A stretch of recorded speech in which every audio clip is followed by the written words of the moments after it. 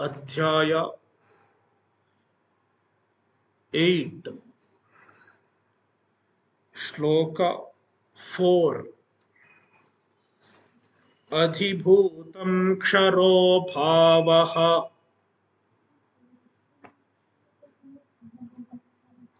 purushashchadhidaivatam adhiyajñohamevatra dehe dehabhritam vara.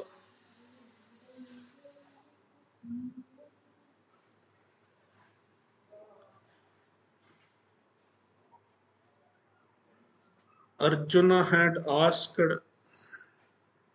7 questions. Bhagavan is answering those questions. Already he has answered 3 questions,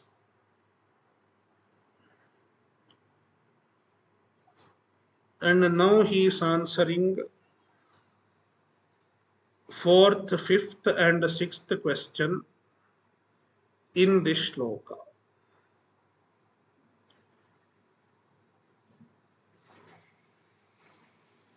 Arjuna's question was based on 2 shlokas of the previous chapter.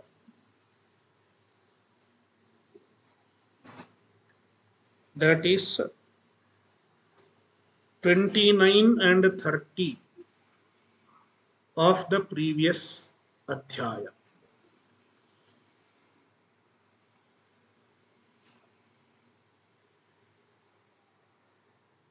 In shloka 30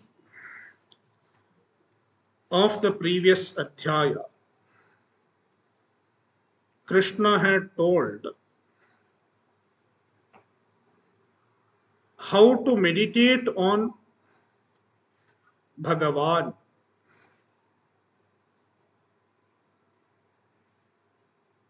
how to do upasana on Bhagavan.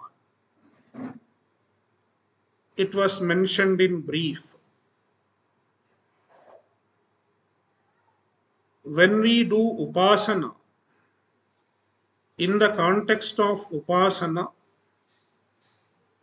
they talk about 4 aspects: Adhyatma, Adhibhuta, Adhidaiva, and Adhiyajna.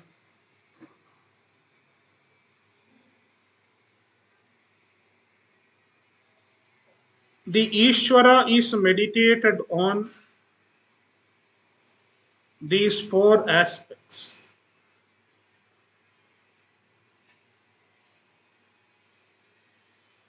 They were mentioned in Shloka 29 and 30.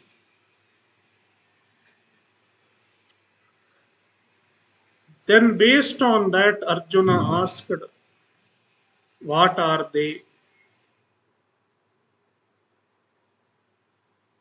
So, here in this shloka, Adhibhutam, Adhidaivatam, and Adhiyajnam. These 3 aspects are described. Adhibhutam ksharobhavaha. Adhibhutam means the aspect of Ishvara that is present in a bhuta. Bhuta means any being. Any being is called a bhuta.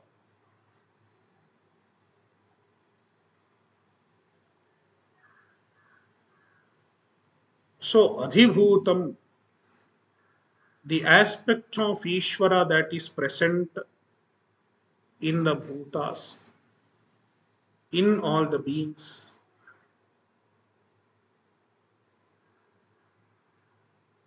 We look upon Ishvara in all the four aspects. And we can meditate on Ishvara in the Adhibhuta also. It is one aspect of meditation, one aspect of Upasana.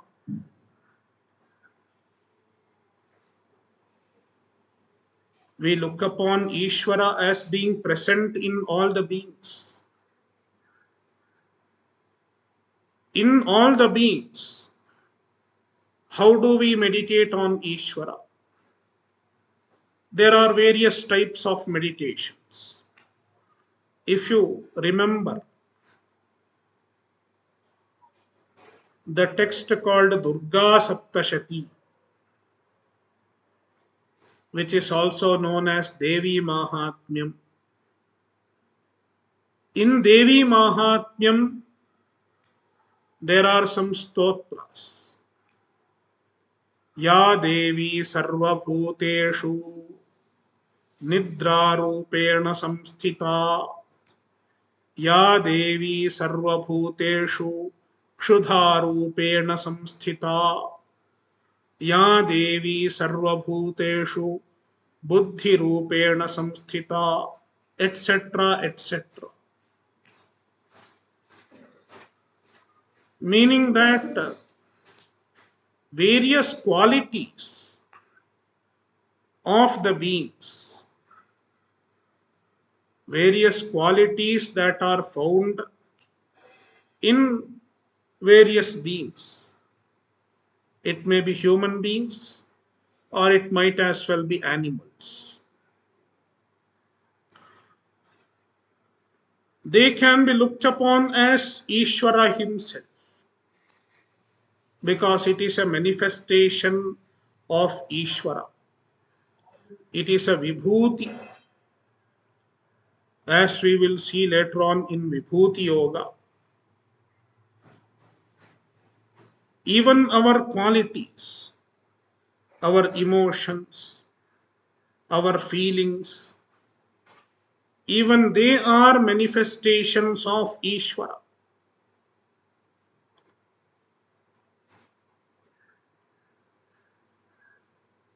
That is why Krishna had told, Dharma viruddho bhuteshu kamosmi bharatarshapha. We saw in the previous shloka, previous adhyaya. So, the Ishvara who is present in the form of various qualities,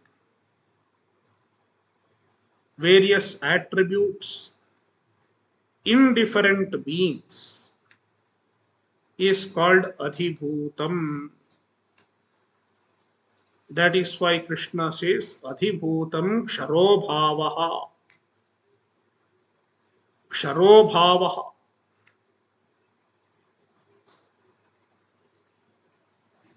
Bhavaha refers to the attributes.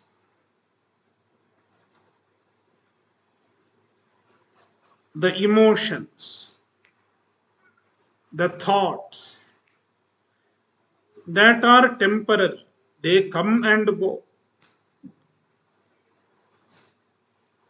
They don't remain for a long time. They come and go in our mind.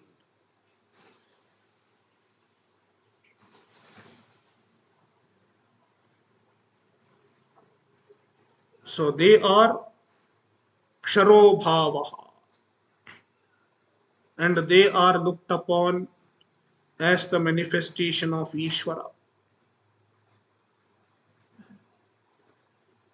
And they are meditated on in the process of Upasana.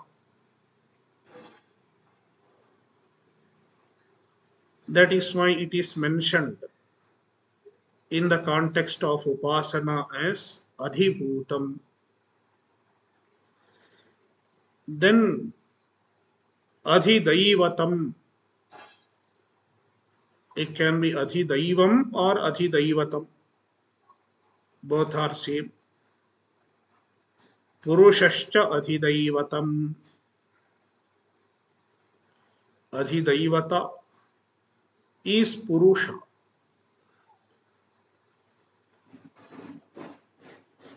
Purusha refers to Hiranyagarbha.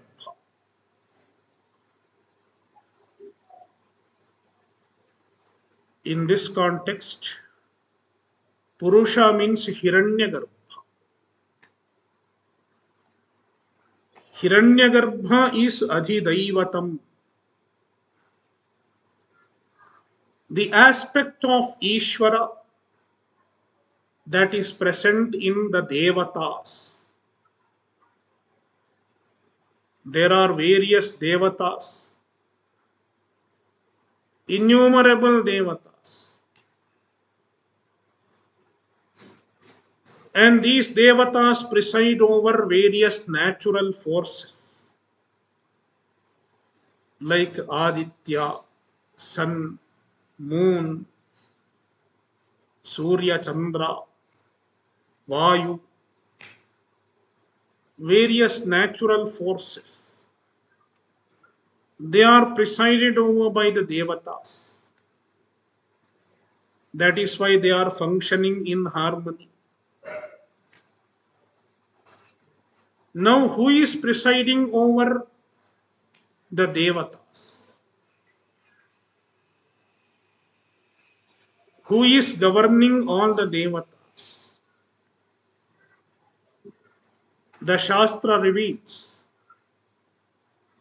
it is the Hiranyagarbha. Hiranyagarbha presides over all the Devatas. And Hiranyagarbha is in turn presided by Ishvara.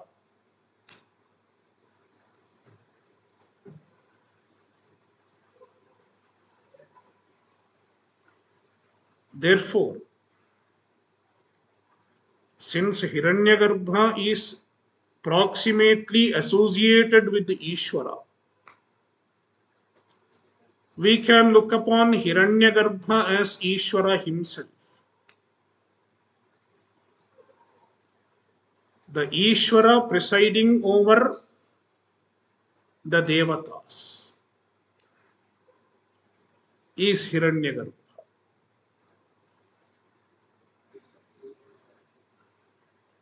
So it is the Ishvara at the Adhidaivata aspect. The Adhidaivata aspect of Ishvara is Hiranyagarbha.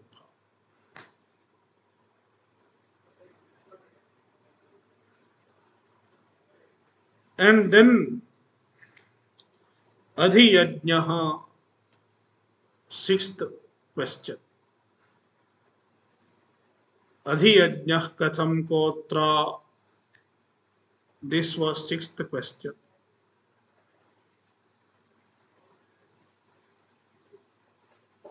Dehabhritam vara. Bhagavan is addressing Arjuna. He Dehabhritam vara.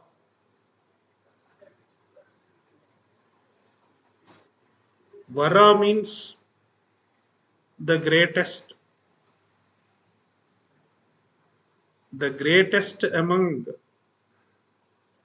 Dehabhrit. Dehabhrit means embodied one.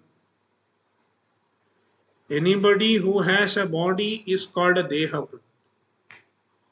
Not necessarily a human being, even animals, even Devatas are Dehabhrit. Because even Devatas have a body. Just like we human beings, the Devatas also have body. How do you know? The Shastra says so. Vajrahastaf Purandaraha. The Vedic mantras describe the form of the Devatas. That is how we know that even Devatas have body. They are also Dehabhrit like us. but we cannot see them because their body is relatively subtle, relatively more refined and subtle. See, if you look at any other animal's body, let us say cow, the cow's body is less refined, less advanced, less sophisticated than the human body. Likewise, the Devata body is even more refined, even more sophisticated than human body.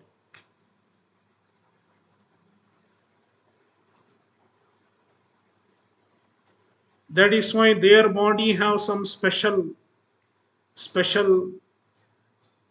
qualities, special features. That is why we human beings are not able to see the Devatas. But it does not mean that Devatas don't have a body.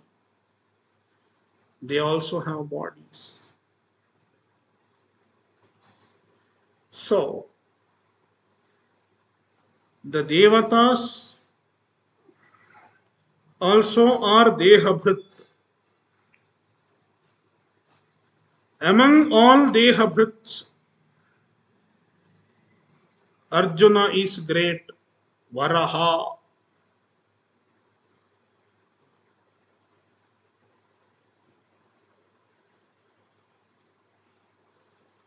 In Mahabharata, if you find one person highly glorified, other than Krishna, other than Ishvara, if one person is highly glorified in Mahabharata, it is Arjuna in terms of bravery, in terms of his skill in warfare, as well as in terms of his understanding of dharma, his commitment to dharma. Arjuna is great.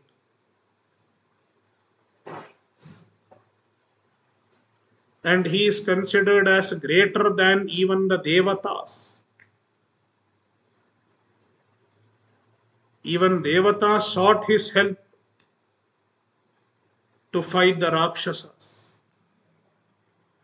It is the greatness of Arjuna. Therefore, Dehavritam Vara Adhiyajnaha Aham Eva Atra. Atra means Asmin Dehe. In this body, the Adhiyajna is present in this body. Even Arjuna mentioned it.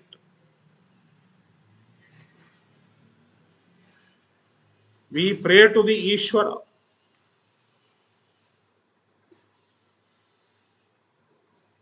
When we pray to the Ishvara, we are not praying to someone who is present in seventh heaven. In our culture, we understand this very well. We are praying to the Ishvara who is present within ourselves, in our heart. Therefore, Atra, Adhiyajnaha, one who presides over the Yajna, one who answers our prayers. Yajna is a form of prayer. The prayers become effective when they are done in a proper way, when a proper procedure is followed. What procedure should be followed? It is given by the Shastra. We cannot invent a new procedure. The procedures are given by the Shastra. If you follow the procedure, then the prayer bears its result.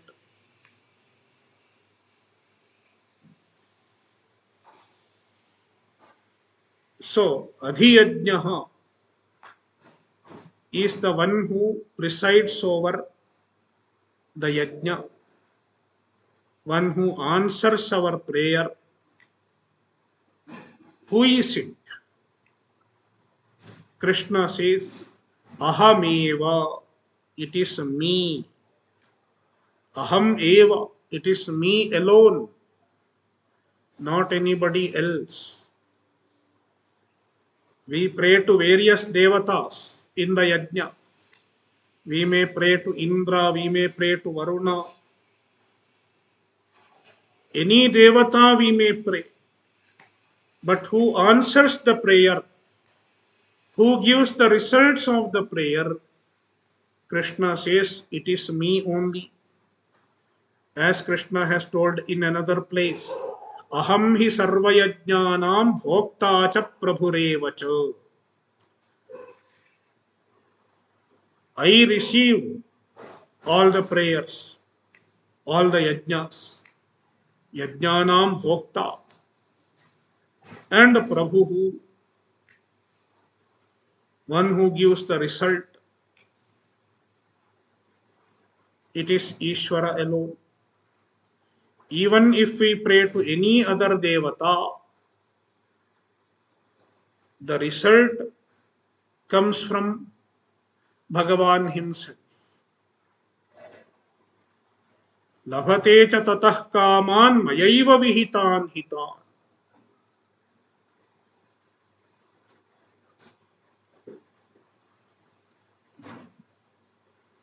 Therefore, aham hi sarvayajnanam bhokta.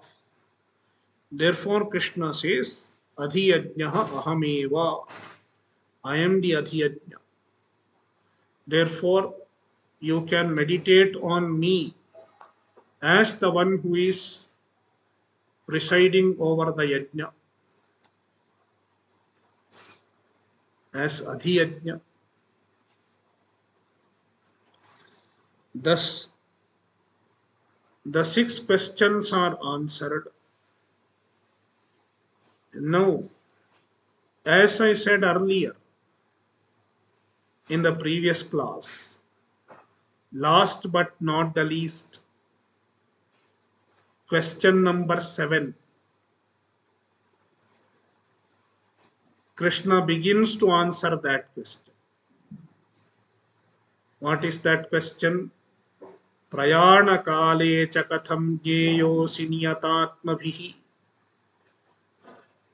How the mumukshus remember you at the time of departure from the body. Prayana. Prayana means leaving the body. It is also called Utkramana. Utkramana. The prana leaves the body. And it is followed by a gati, a journey.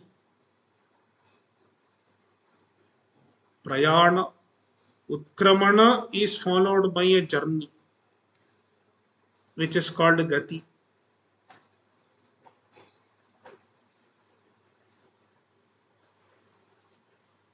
So the death happens in the form of Utkranti or Utkramana. Utkramana is the first stage, exiting the body. And after exiting the body, there is a gati. The jiva travels. Both Utkranti and Gati are separately discussed by the Shastras. For example, In chapter 4 of Brahma Sutra, there is an elaborate discussion on Utkranti and Gati. Utkranti or Utkramana, how to leave the body, how a jiva leaves the body, and then Gati, how it travels. Now, there is a discussion who has Utkranti and who does not have Utkranti.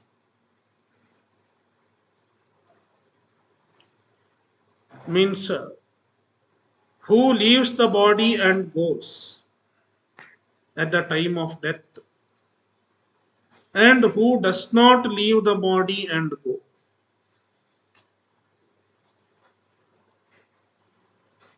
The answer is an ajnani has to leave the body and travel. An ajnani has utkranti as well as gati.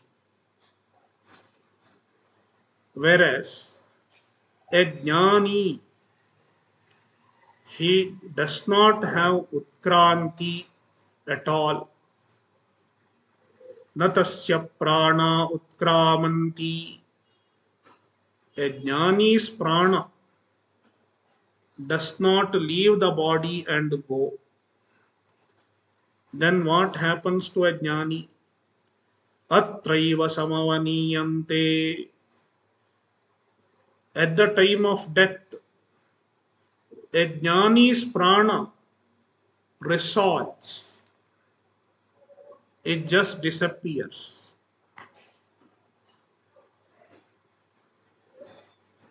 Then the jnani merges with the Brahman here itself. It is called Videha Mukti. A jnani is free from rebirth. Since a jnani is free from rebirth, his prana does not have to travel to another loka or another body. No more birth. Therefore, no journey after death. This is the moksha that a jnani receives. A jnani attains such moksha.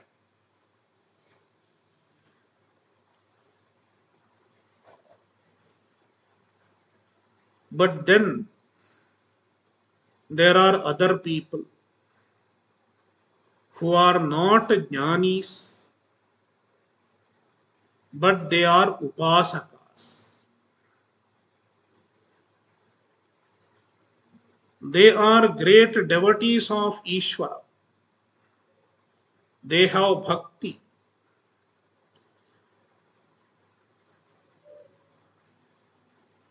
And with the bhakti, they keep thinking about Ishvara. They do upasana. They keep meditating on Ishvara for the major part of their life. Such people, at the time of departure, we should remember that they are not jnanis. They are bhaktas. They are upasakas, but not jnanis. What happens to them? Will they get moksha? Krishna says they will also get moksha. But their moksha is different from the moksha that is attained by a jnani. A jnani does not have to travel. He has already attained moksha. As soon as he gets jnana, his moksha is assured. He does not have to do anything after getting jnana. But an upasaka has to remember Bhagavan at the time of death.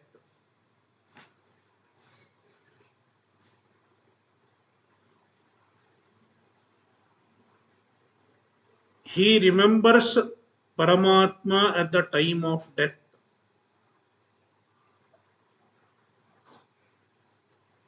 At his last moment, he thinks of Paramatma and leaves this body. Such an upasaka, such a bhakta who leaves the body thinking about Paramatma, he goes through a special path, a special gati. He goes to another loka called Brahma Loka.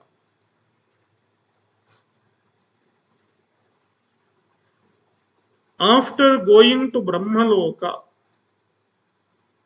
he gets the knowledge, he gets the Atma Jnana there in Brahma Loka, and then he gets moksha. So, an upasaka goes to Brahmaloka after death and gets moksha there. Then he is not reborn because after getting jnana he got moksha there. Such moksha is called krama mukti. It is called krama mukti. Krama mukti. Krama. Krama. Not karma. Krama. Krama means kramena, not directly. In stages. In stages, step by step, ultimately he reaches moksha. That is why it is called krama mukti.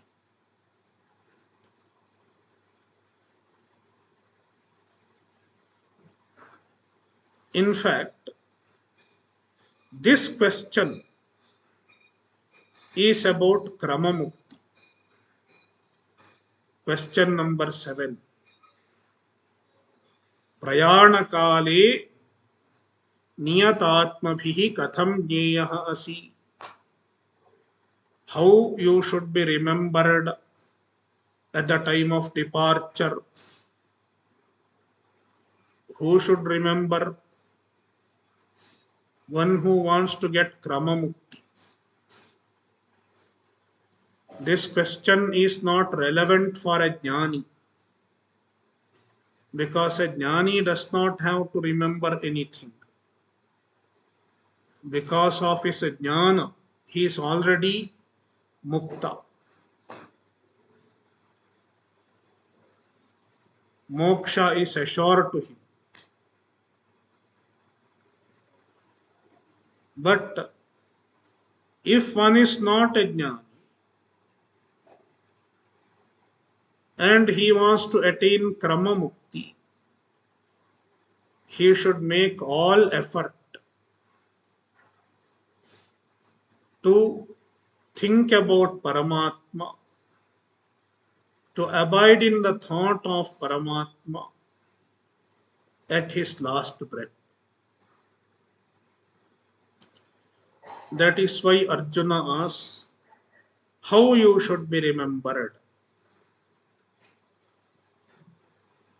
Now Krishna begins to answer that question. See,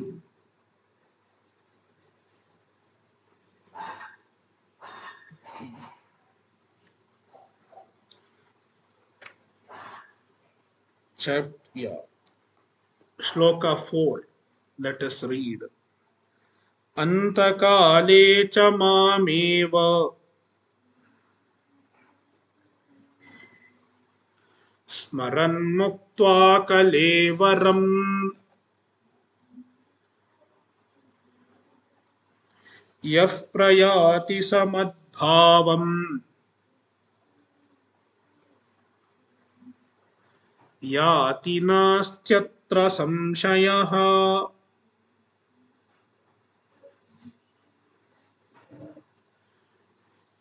Antakale, at the time of death. Prayanakale, Antakala is a Prayanakala, at the time of departure. Mameva smaran, remembering me only, thinking about Paramatma only.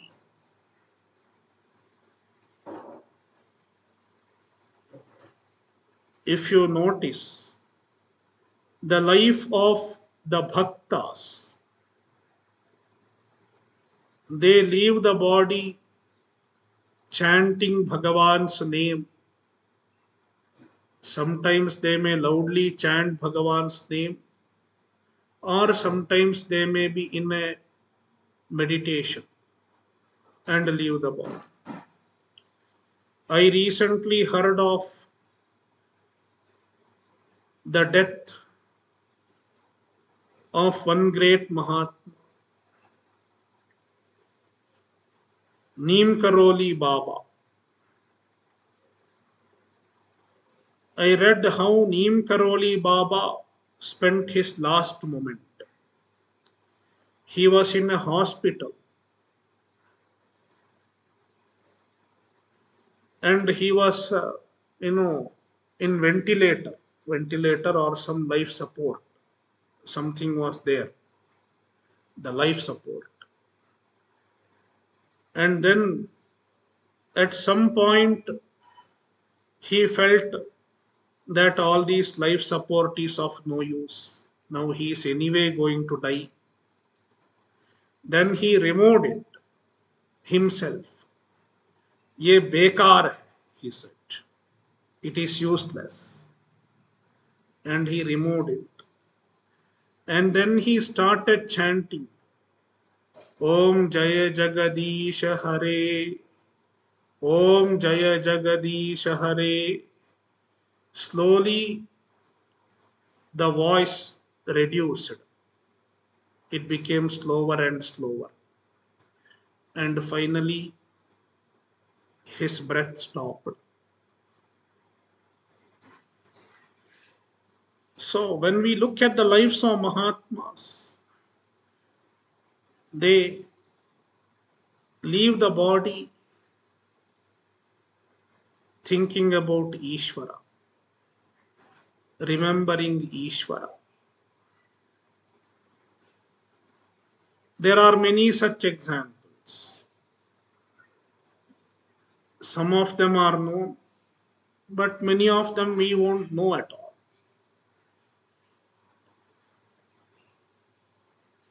So, Antakale Mameva Smaran, remembering me only, not anything else, not their son or daughter or house. Kalevaram Muktva, leaving the Kalevara, leaving the body. Yaha Prayati, if he departs, then Saha Madbhavam Yati, he attains me.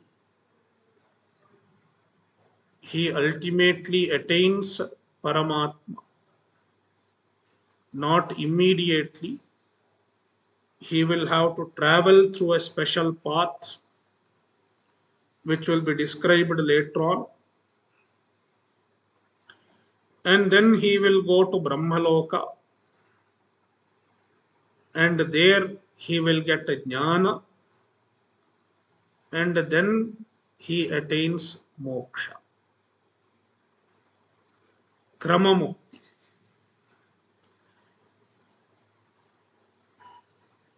Whereas a mukti of a jnani is called sadhyo mukti. A jnani attains sadhyo mukti. Immediately after getting jnana, he starts enjoying moksha, even while being alive.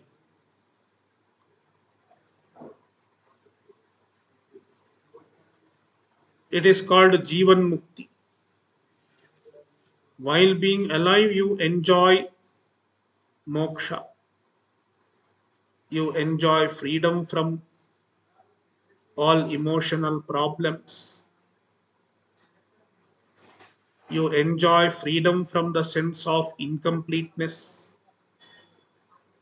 And you enjoy a special sense of satisfaction, special sense of fulfillment, even while being alive. It is Jivan Mukti. And such a jnani, when his body falls, he attains Videha Mukti. No more Janma. It happens in the case of a jnani. He does not have to wait. He doesn't have to wait for moksha after getting jnana. That is why it is called Sadhyaha Mukti, immediate liberation. Whereas an Upasaka does not get moksha immediate. He has to travel, go to Brahmaloka, and there he gets moksha. Nastyatra samshayaha. There is no doubt about this. If one dies remembering Paramatma, he will attain moksha. There is no doubt about it.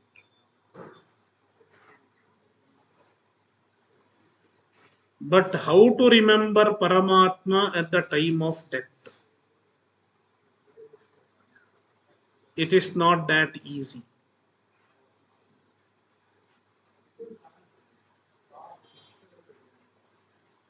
Because to remember Paramatma at the time of death,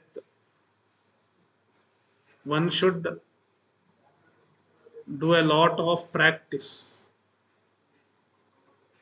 A lot of sadhana has to be done.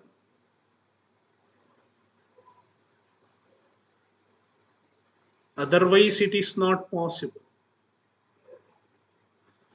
That is why one cannot say, okay, now let me think about something else. At the last moment, let me think of Paramatma. Then I will get moksha. It doesn't happen that way. One should prepare from now itself.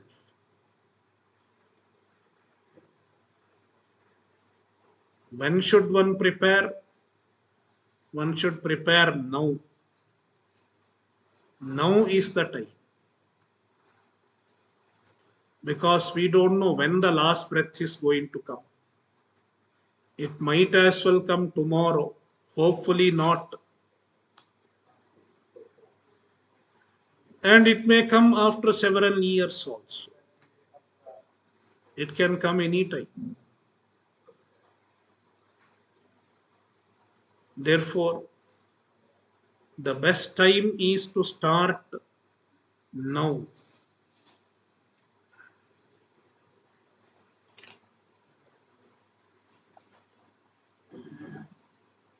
Shloka 6. Yam yam vapi smaran bhavam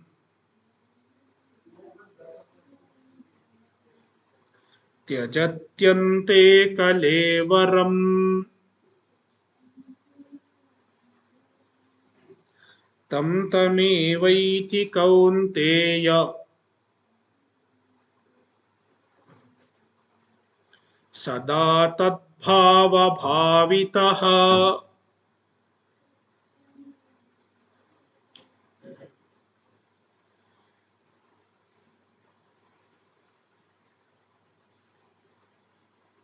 Krishna is giving a general rule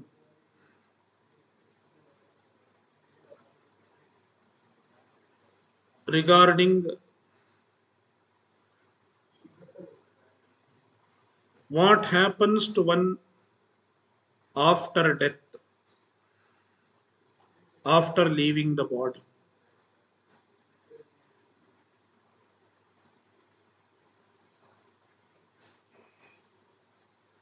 One may do upasana of any devata.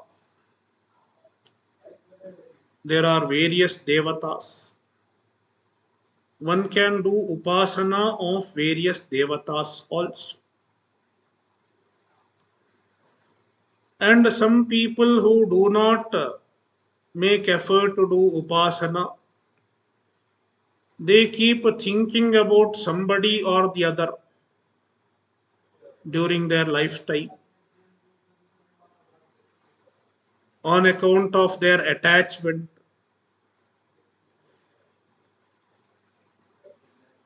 If I have a special attachment to my pet,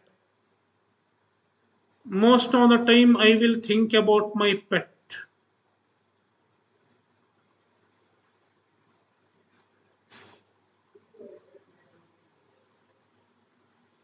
And if I keep thinking about my pet most of the time, at the last moment, I am bound to think about my pet.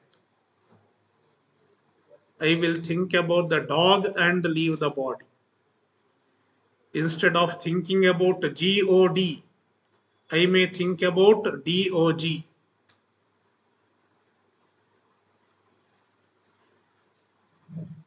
Then what will happen? There is the story of Jadabharata in Bhagavatam. Bharata was very much attached to a deer.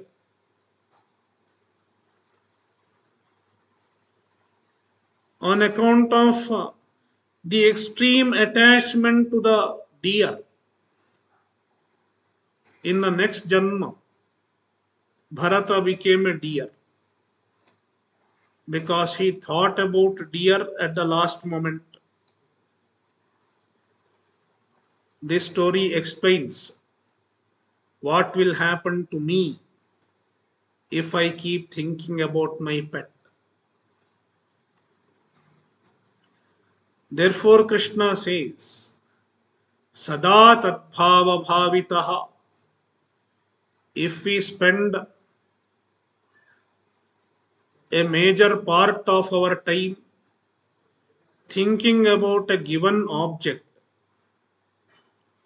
thinking about a given creature, or about a given devata, yam yam vapi smaran, yam yam vapi bhavam smaran, whatever we keep thinking at the time of death, ante kalevaram tyajati, ante, at the time of death,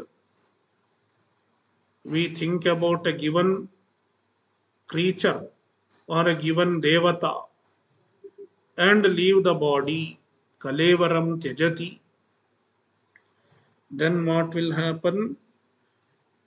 Tam tameva eti, he attains the same body If he meditates on Devata, he may become a Devata after death. If he keeps meditating on dog, he may become a dog also. Quite possible. That is why,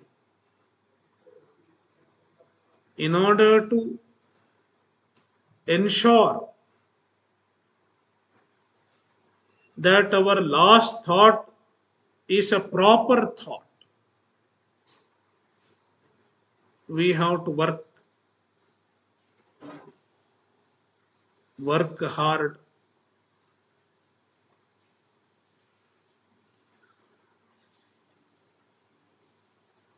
Shloka 7. Tasmat sarveshu kaleshu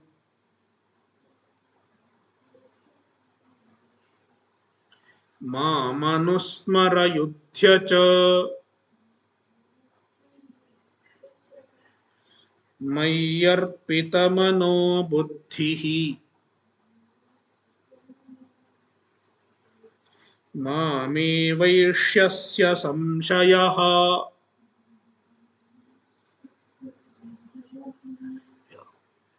Now, Bhagavan is giving a personal suggestion to Arjuna. Tasmat, therefore, keep thinking about Paramatma all the time. Keep remembering Paramatma all the time. You can think of Paramatma in any form. You can think of him as Krishna or Rama or Shiva. We have various forms. The forms facilitate our thoughts. It is difficult to think without forms. That is why we have various forms, various symbols.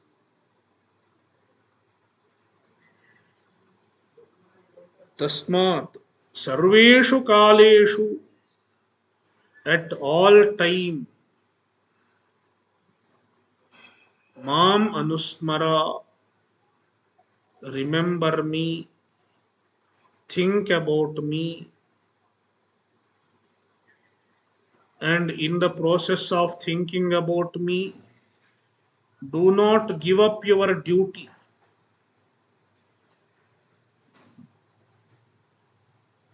Keep doing your duty also. Yudhya cha, Arjuna's duty happens to be Yuddha. Keep doing your Swadharma. Arjuna's Swadharma is Yuddha. In addition to doing your Swadharma, think about Paramatma also.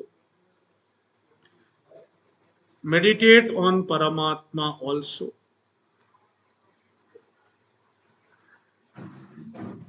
Anusmara, Ishvara Smaranam,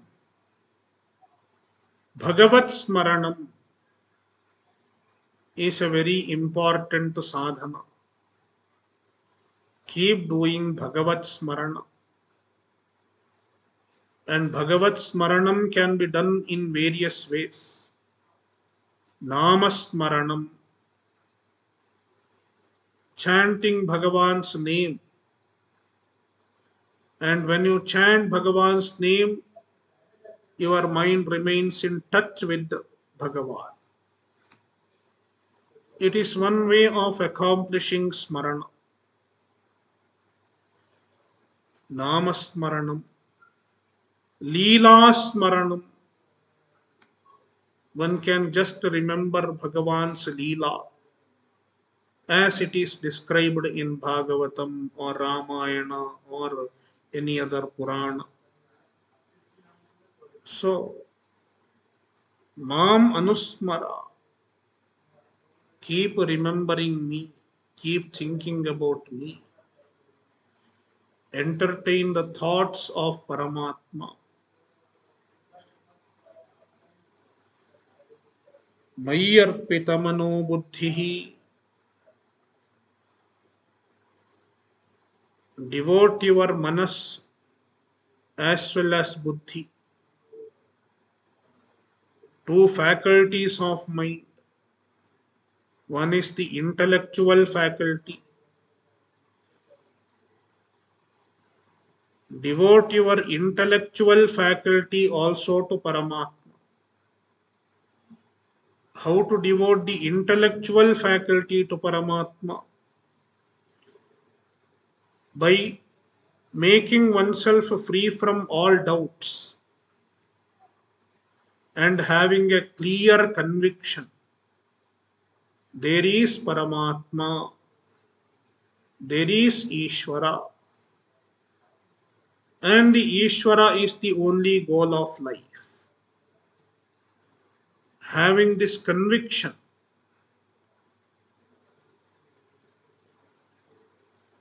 having such a conviction is devoting buddhi to Paramatma.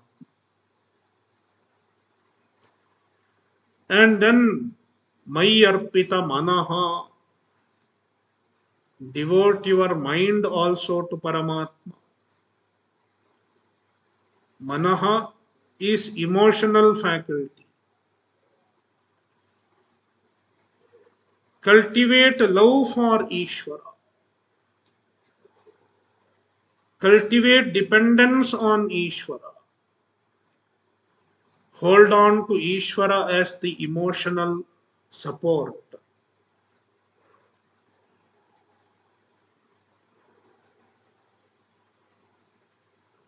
Cultivate dependence on Ishvara. That is how Ishvare manas samarpanam. Devoting manaha to Ishvara. If you have accomplished such a devotion, then mameva eshyasi, you will attain me alone. You will attain Paramatma. You will attain moksha in due course of time. Kramamukti. Asamshayaha. There is no doubt about it. Krishna is giving guarantee. You do it and you will definitely get moksha. Om Purnamadah Purnamidam Purnat Purnamudachyate Purnasya Purnamadaya Purnamevavashishyate. Om Shanti Shanti Shanti.